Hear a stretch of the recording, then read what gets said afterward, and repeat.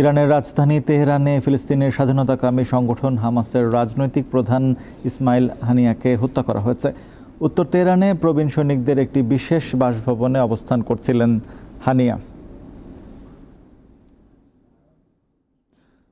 58 বছর বয়সী ইসমাইল হানিয়া ছিলেন হামাসের রাজনৈতিক প্রধান।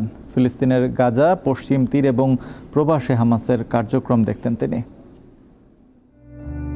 2017 সাল থেকে হামাসের প্রধান হিসেবে দায়িত্ব পালন করছেন ইসমাইল আব্দুস সালাম আহমেদ হানিয়া। গাজা, ইসরায়েল অধিকৃত পশ্চিম তীর এবং প্রবাসে হামাসের রাজনৈতিক কার্যক্রম নিয়ন্ত্রণ করে আসছিলেন তিনি। হামাসের প্রতিষ্ঠাতা শেখ আহমেদ ইয়াসিনের ডানহাত ছিলেন 58 বছর বয়সী হানিয়া। 2004 সালে ইসরায়েলি বিমান হামলায় প্রাণ হারান আহমেদ ইয়াসিন। 80-র দশকে হামাসের উত্থানকালে ফিলিস্তিনি সুন্নি মুসলিমদের রাজনৈতিক ও সামরিক আন্দোলনে সামনের কাতারে ছিলেন ইসমাইল হানিয়া।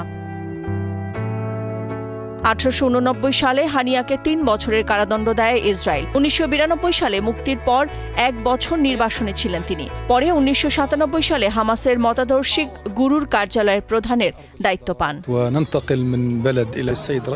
2006 সালে ফিলিস্তিনের জাতীয় নির্বাচনে বেশিরভাগ আসনে জয় পায় হামাস, আর এর নেতৃত্ব দেন হানিয়া। পরে তাকে প্রধানমন্ত্রী পদে নিয়োগ দেন প্রেসিডেন্ট মাহমুদ আব্বাস।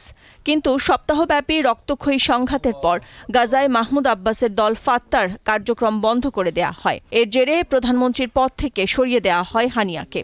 অবশ্য এই সিদ্ধান্তকে অসাংবিধানিক আখ্যায়িত করে গাজা শাসন করতে থাকেন হানিয়া। হামাসের প্রধান নির্বাচিত হওয়ার পর 2018 সালে ইসমাইল হানিয়াকে সন্ত্রাসী তকমা দেয় যুক্তরাষ্ট্রের পররাষ্ট্র দপ্তর। কয়েক বছর ধরে কাতার ও তুরস্কে বসবাস করে আসছিলেন হানিয়া। ইসরায়েলের চলমান হামলায় এরই মধ্যে হানিয়ার 3 ছেলে সহ পরিবারের বেশ কয়েকজন মারা গেছেন। এবার নিহত হলেন হামাস প্রধানও। নাদিরা জাহান, দীপ্ত বার্তা কক্ষ।